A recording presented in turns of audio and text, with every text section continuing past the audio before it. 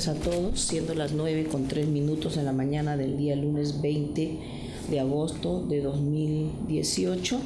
Los jueces superiores integrantes de la Sala Penal de Apelaciones del Sistema Especializado en Delitos de Corrupción de Funcionarios vamos a llevar a cabo la audiencia de apelación de tutela emitida en el expediente 46-2017-38. El colegiado está integrado por los magistrados Susana Castañeda Osu, Juan Guillermo Piscoya y Óscar Burga Zamora. Bien, conduce la audiencia el magistrado Guillermo Piscoya. Muchas gracias, señorita presidenta. Buenos días con los sujetos procesales presentes. Vamos a pedir en primer lugar al especialista de audiencia que nos dé cuenta de la asistencia de las partes procesales. Buenos días, señorita presidenta, miembros del colegiado, sujetos procesales y público presente. Doy cuenta a usted que ha concurrido a esta audiencia por parte de la Fiscalía el doctor Reyes Oliver Chávez Sánchez, fiscal adjunto superior de la Fiscalía del equipo especial a cargo del caso Lavajato. Por parte de la defensa del investigado Félix Málaga Torres, el doctor David Josué Altaraz Marín. Es todo lo que doy cuenta, señorita presidenta. Bien, vamos a, en primer lugar, dar a conocer la resolución que es materia de impugnación. La resolución en materia de impugnación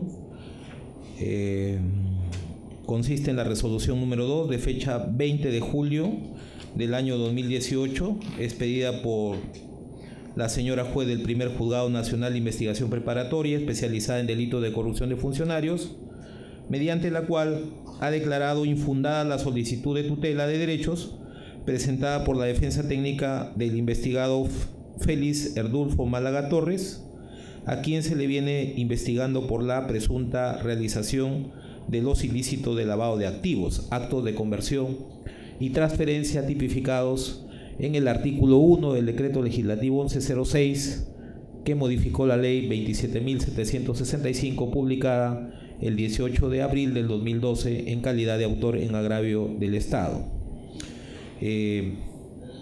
Esta resolución ha sido impugnada por el investigado Félix Ardulfo Málaga Torres, señalando básicamente como agravios los siguientes, ¿no? Antes de ello, es necesario señalar que lo que pretendía en este incidente, o lo que pretende en este incidente el abogado defensor, es que se le precise la evidencia que sustenta la imputación por el delito de lavado de activos, ¿no?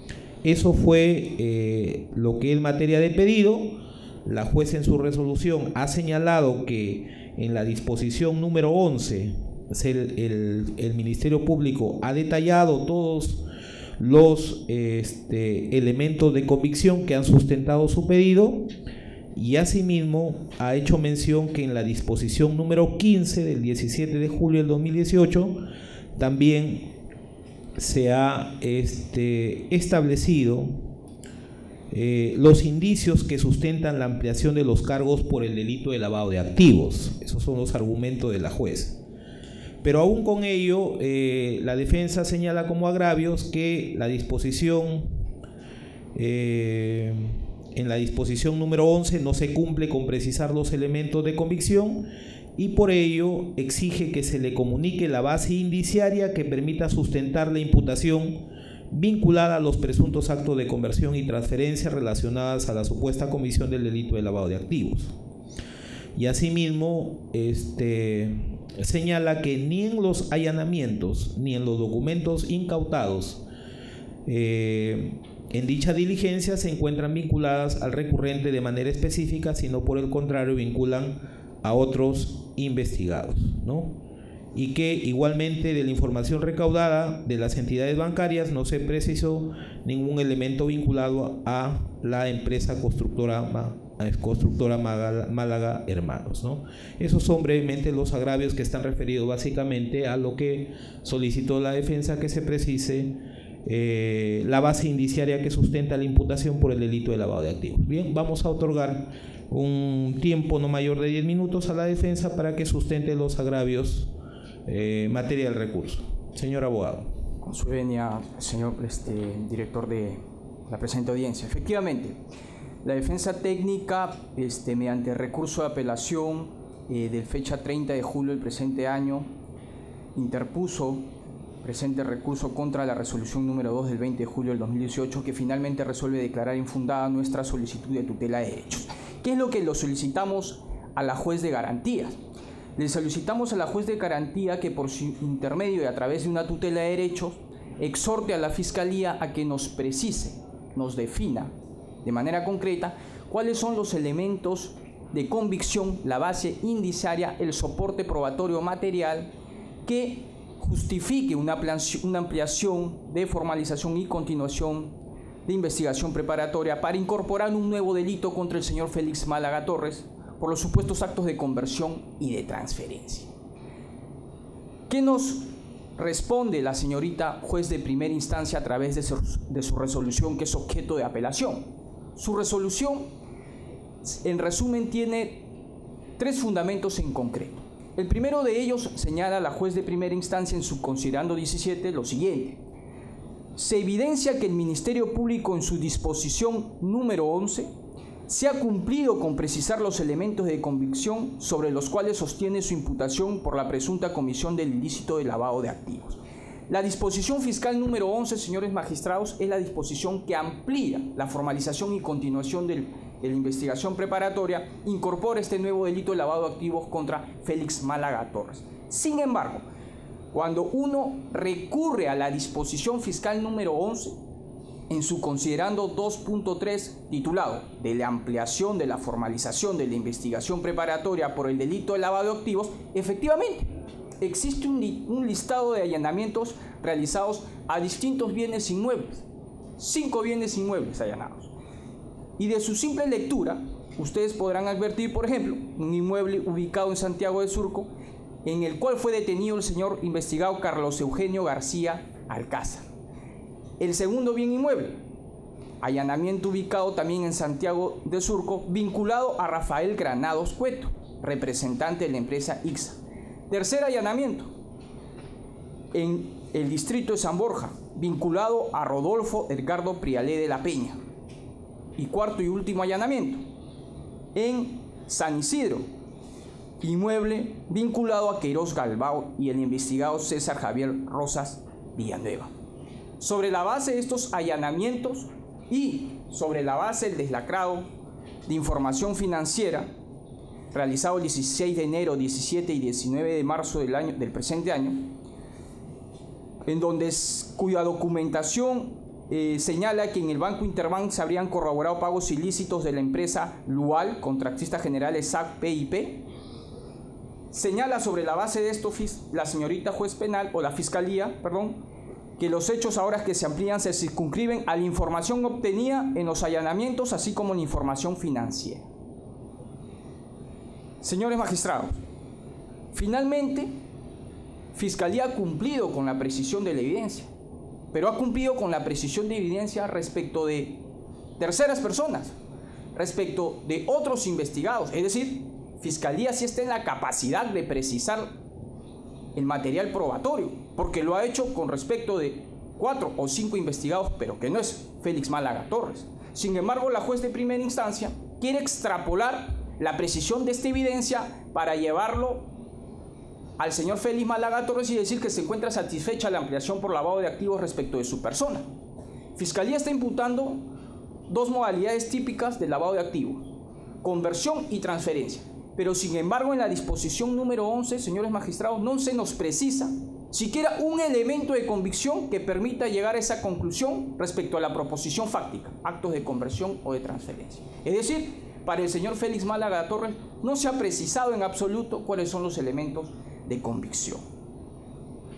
Segundo criterio o segundo argumento que ha tomado en cuenta la juez de garantía, señala: al respecto, en su considerando 18, al respecto es de destacar que la tesis de Fiscalía viene siendo que los investigados, integrantes del primer componente del nominado club, habrían actuado como integrantes de la referida organización criminal o asociación ilícita, por lo que la suscrita considera oportuno precisar, y hay que resaltar esto, que no podrá analizarse los hechos descritos ni los elementos de convicción que informa Fiscalía de modo aislado, sino en su conjunto. Y acá se genera una equivocación, un error, porque la defensa no pretende cuestionar la capacidad o idoneidad de los elementos de convicción, porque nos encontramos limitados por el Acuerdo Plenario 2/2012. Lo que nosotros estamos solicitando es la precisión de la evidencia. No queremos entrar al análisis de la fuerza probatoria de los elementos de convicción por una sencilla razón, que no existen, no se nos describen. La única forma de poder refutar los actos de investigación o los elementos de convicción de cargo son, primero, que se nos identifiquen para nosotros poder posteriormente oponernos. Señores magistrados, el artículo 336 del Código Procesal Penal, formalización y continuación de la investigación preparatoria, en su numeral 1, dice lo siguiente, y es muy claro: si de la denuncia, del informe policial o de las diligencias preliminares que realizó aparecen indicios reveladores de la existencia de un delito, indicios reveladores de la existencia de un delito, esta norma procesal no hace ninguna diferenciación a qué tipo de delitos. Esta norma procesal penal, señores magistrados, no se puede relativizar. Esta norma penal se debe aplicar para todos los delitos, sean estos complejos o no, de organización criminal o no. Vaya concluyendo, señor abogado. Por último, y el tercer argumento de la juez de primera instancia señala lo siguiente: respecto de los elementos de convicción, debe tomarse en consideración, dice, el criterio de progresividad y la complejidad de la presente investigación.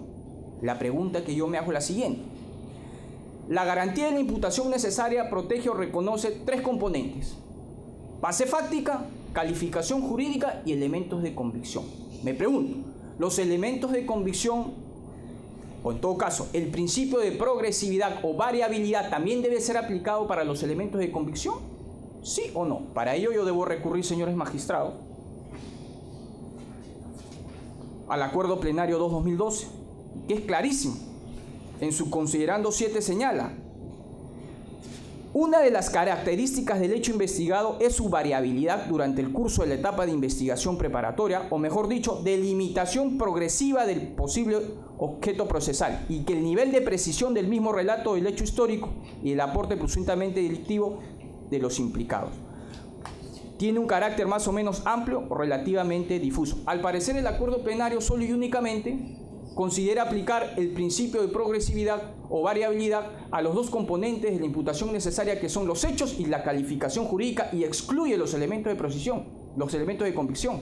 Y esta misma sala, señores magistrados, en este mismo caso en contra del señor Félix Málaga Torres, pero en otro incidente, 46-2017-13, señala en su considerando 14.4 lo siguiente: asimismo, debe tenerse en cuenta que, por el principio de variabilidad, la hipótesis fiscal respecto de los hechos y la calificación jurídica se irán delimitando de manera progresiva en el curso de la investigación preparatoria. Es decir, la fijación de los elementos de convicción no es pasible o no está en atención al principio de variabilidad o progresividad.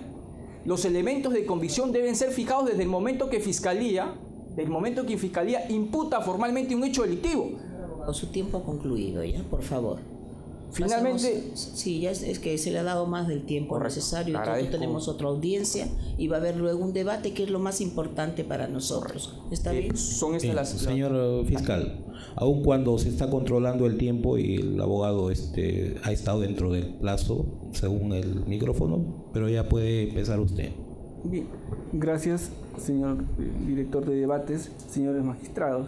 En el presente caso, el abogado defensor del señor Félix Málaga Torres cuestiona el que el Ministerio Público, a propósito de la expedición de la disposición número 11 del 2 de mayo de este año, haya infringido una de las dimensiones del derecho a la defensa que le asiste, cual es particularmente la de ser informado sobre la imputación. Y el derecho a ser informado de la imputación, como bien sabemos, tiene hasta 4 dimensiones o 4 formas de expresión. Una se refiere al hecho que sustentan los cargos, otra a la relevancia típica de esos hechos, también la evidencia o los elementos de convicción que soportan la incriminación penal y finalmente cualquier modificación o alteración que se vaya introduciendo progresivamente a la propia imputación. En el presente caso, el debate se centra específicamente en los elementos de convicción que sustentan la imputación, no por cualquier delito, sino puntualmente por el delito de lavado de activos. Ciertamente, el derecho a ser informado de la imputación no se agota con la sola enunciación o la simple enumeración de unos datos fácticos, la simple referencia a uno o más tipos penales, o en el caso concreto, la simple mención a determinados elementos de convicción. Por decirlo de una manera más clara, una fábula narra ciertos hechos, un informe periodístico puede atribuir a determinados sucesos relevancia típica y no están cumpliendo estas formas de comunicación la propia función informativa que se da dentro del proceso penal. Ciertamente, la información dentro del proceso penal debe trasladarse a los sujetos procesales de una manera clara, comprensible y bajo criterios de razonabilidad. En el presente caso, la defensa, si nosotros analizamos su pretensión, no solamente exige o no solamente se satisface con la exigencia de que se enuncien o se mencionen en la disposición de ampliación de la investigación preparatoria cuáles son los elementos de convicción que soportan cargos por delito de lavado de activos. Y en ello también coincide la juez de primera instancia al mencionar que en el caso concreto la Fiscalía no se ha limitado solamente a enunciar esos elementos de convicción. Respondiendo a la pretensión de la defensa, la juez de primera instancia ha ido más allá y ha indicado de que más que enunciar los elementos de convicción, la Fiscalía sí ha cumplido con relacionar esos elementos de convicción al delito de lavado de activos que se atribuye al señor Málaga Torres. Y en ese aspecto es en el que existe una divergencia entre el abogado defensor y el criterio de la juzgadora de primera instancia, porque el abogado defensor no considera que los elementos de convicción enumerados por la Fiscalía en la disposición número 11 guarden algún tipo de relación con el delito de lavado de activos que puntualmente a él se le atribuye. Y es que evidentemente ni los allanamientos a los que se hace mención en la disposición número 11, ni los actos de deslacrado a los que también se hace mención en esa disposición, aluden directa y personalmente al señor Málaga Torres, en el sentido de que de esos elementos fluya algún tipo de acto de transferencia o de conversión, ilícitos por cierto, que le puedan ser atribuidos al señor Málaga Torres. Y en ese sentido estaríamos, a priori, ante una vulneración al derecho a la defensa, en el sentido de que no se habrían vinculado esos elementos de convicción con la intervención del señor Málaga Torres. Sin embargo, algo que pierde de vista la defensa, y este es el aspecto en el que la Fiscalía concretamente discrepa con el criterio del defensor, es en lo siguiente. En primer lugar, el colegiado A de esta propia sala penal de apelaciones especializada, en el expediente 46-2017, este mismo incidente número 6, al expedir la resolución número 3 del 5 de abril de este año, ha dejado sentado claramente lo siguiente. Según la imputación fiscal, no estamos ante conductas ilícitas individuales cometidas por representantes de las empresas que participaron en las licitaciones que por alguna razón hayan sido acumuladas a este proceso, sino ante actos que habrían surgido de la previa conformación de una organización criminal, uno de cuyos acuerdos habría sido determinar la prelación en la adjudicación de obras licitadas por Provías. Para estos efectos se habrían valido de la persona de Carlos Eugenio García Alcázar. Hago esta mención, señores magistrados, porque nosotros no podemos entender el delito de lavado de activos imputado al señor Málaga Torres desconectado de la imputación penal que también pesa sobre él por el delito o por el injusto típico de inducción al tráfico de influencias y por el delito de asociación para delinquir.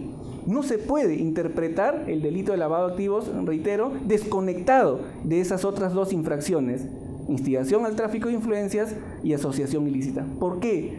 Porque precisamente la imputación fiscal se empieza a configurar cuando la Fiscalía emite no una disposición de ampliación de la investigación preparatoria como lo es la número 11, sino los hechos materia de imputación se empiezan a configurar cuando la Fiscalía emite la disposición número 5, la del 18 de enero de este año, que le imputa al señor Málaga Torres y a otras personas representantes de empresas constructoras en nuestro país, ilícitos como la inducción al tráfico de influencias y también asociación para delinquir. Si nosotros entendemos la imputación en ese sentido, es decir, configurada desde la formalización de la investigación preparatoria, podremos entender que los integrantes de esa asociación ilícita, le guste o no a la defensa, según la tesis de la Fiscalía, tenían por vocación no solamente cometer tráfico de influencias, sino cometer también lavado de activos. De ahí que los elementos de convicción que soporten la imputación por tráfico de influencias y por asociación ilícita también soportan la imputación por delito de lavado de activos y no se pueden entender, insisto, de manera separada. Esto ciertamente tiene una recepción, entiendo, en la doctrina en nuestro país. Profesores como Manuel Abanto Vázquez, el propio Fidel Mendoza y Amac Ponca, en sus respectivas obras sobre el delito de lavado de activos, cuando se refieren a la autonomía procesal del lavado de activos, que nadie discute en la actualidad, por cierto, mencionan, sin embargo, algo muy importante, que entre el delito de lavado de activos y los delitos precedentes, en este caso injustos típicos de tráfico de influencias y asociación ilícita, existe una relación de integración. ¿Por qué? Porque el dinero sucio, el dinero maculado, proveniente de aquellas infracciones precedentes, se encuentra imbricada con el ilícito penal de lavado de activos. De modo que, aunque procesalmente se sostenga la autonomía del delito de lavado y aunque materialmente tenga sus propios elementos, un propio objeto de protección penal, desde el punto de vista de la valoración de la prueba, desde el punto de vista de la valoración de los elementos de convicción, no se puede perder de vista que todas las infracciones punibles están integradas. Por eso, con razón, la juez en el auto impugnado sostiene que la Fiscalía agotó su deber no solamente cuando enunció los elementos de convicción por el delito de lavado de activos, sino que también los vinculó con el delito imputado al señor Málaga Torres. Si nosotros esperamos que el acto de allanamiento o los actos de deslacrado refieran a actividades personalmente desplegadas por el señor Málaga Torres, vamos a estar descontextualizando la figura y vamos a estar entendiendo de manera equivocada esta situación. Por eso, señores magistrados, la Fiscalía considera que en este caso sí se ha cumplido con informar al señor Málaga Torres, a través de su defensa técnica, cuáles son los elementos de convicción que soportan la imputación en su contra. Que esa información persuada o no al señor Málaga Torres y a su defensor, que esa información le sea al señor Málaga Torres o a su defensa satisfactoria, es un tema que no tiene que ver con el deber de la Fiscalía. El derecho es un derecho informativo y lo informativo de este derecho se ha cumplido en este caso. Por eso Fiscalía solicita respetuosamente que el auto impugnado sea confirmado en todos sus extremos. Gracias. Bien, señor abogado defensor, ¿réplica? Sí, señor magistrado. Ya, 3 minutos como máximo. Correcto, gracias. La defensa postula lo siguiente. La disposición fiscal base, que es la que se debe tener en cuenta a efectos de verificar si es que efectivamente existen indicios reveladores de la existencia de un delito o elementos de convicción, es la disposición número 11. Porque en esta disposición número 11 expresamente señala la ampliación de la formalización de investigación preparatoria por el delito de lavado de activos. Y la Fiscalía, en concreto en su considerando 14 de dicha disposición fiscal, señala expresamente: los hechos que ahora se amplían se circunscriben a la información obtenida en los allanamientos, así como la información financiera. Es decir, son estos los actos de investigación, los elementos de convicción que han permitido a la Fiscalía llegar a una conclusión de supuestos actos de conversión y de transferencia imputados a Félix Málaga Torres. Pero cuando uno da lectura a esta base probatoria, que para Fiscalía es suficiente para ampliar e imputar este nuevo delito, uno lee y no observa ningún elemento de convicción que haga referencia, siquiera se le cite, se le señale, se lo vincule al señor Félix Málaga Torres. Debo precisar lo siguiente: no estamos nosotros cuestionando su capacidad probatoria, solo que no se dice ni un elemento de convicción respecto al señor Félix Málaga Torres. Señores magistrados, el señor fiscal no se ha opuesto a la tesis de la Fiscalía respecto de que el principio de progresividad o variabilidad no es aplicable a los elementos de convicción solo y únicamente a las razones de facto y a la calificación jurídica. La imputación es personal, es personalísima. Los actos de conversión y transferencia son atribuciones penales que le hace la Fiscalía a un ciudadano y que ésta debe tener amparo probatorio. Así lo ha señalado el profesor Francisco Celis Mendoza Ayma cuando señala: si no concurren indicios reveladores de la comisión de un delito, no especifica qué delito o qué clase de delito dependiendo de su naturaleza o su complejidad. Simplemente no existe concreción de la imputación. Por lo tanto, señores magistrados, la defensa considera que debe ser amparado el pedido de la defensa. Señor fiscal.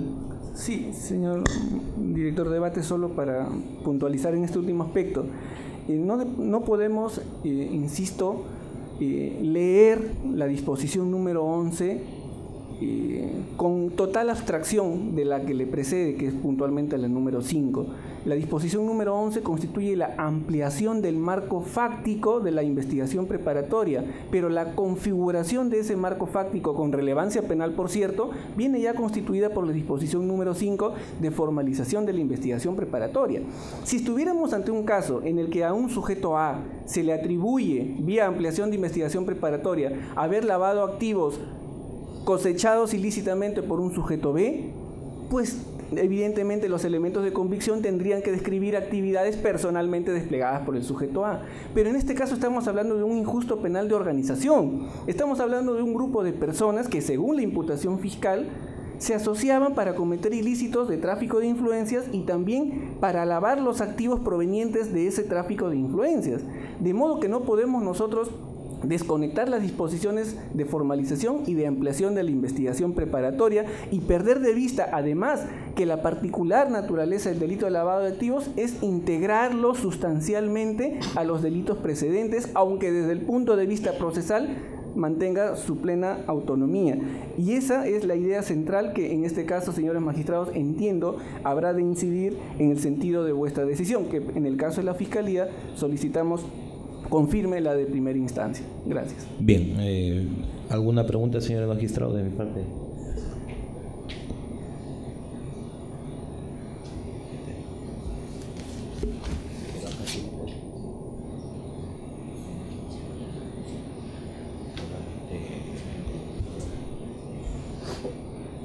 Bien, señor abogado, la jueza menciona la disposición número 15. Estamos hablando de la 5, de la 11 y de la 15. Con esa, a criterio de la jueza, se habría cumplido con el mandato respecto de este punto que fue objeto de impugnación y que ahora nos convoca. ¿Usted qué tiene que decir al respecto? Señora Presidenta, efectivamente existe la disposición número 15, pero acá quiero hacer la siguiente precisión. En su momento la defensa solicitó tutela de derechos respecto de dos extremos: precisión de los hechos y precisión de evidencia. En el primer extremo, la juez declara fundada nuestra solicitud y en virtud de ello es que se emite la disposición de precisión y ampliación de cargos penales número 15. Es decir, Fiscalía da respuesta respecto del extremo que declara fundada la tutela de derechos respecto de la precisión de los hechos y no de la precisión de la evidencia, porque la precisión de la evidencia se está discutiendo acá ahora en segunda instancia, ¿correcto? Aparte de que amplía cargos penales, es decir, no satisface la solicitud o la pretensión de la defensa. ¿Por qué no satisface, teniendo en consideración que tanto la 5 como la 11 se vinculan a la segunda a lavado de activos y la primera a organización criminal y tráfico de influencias?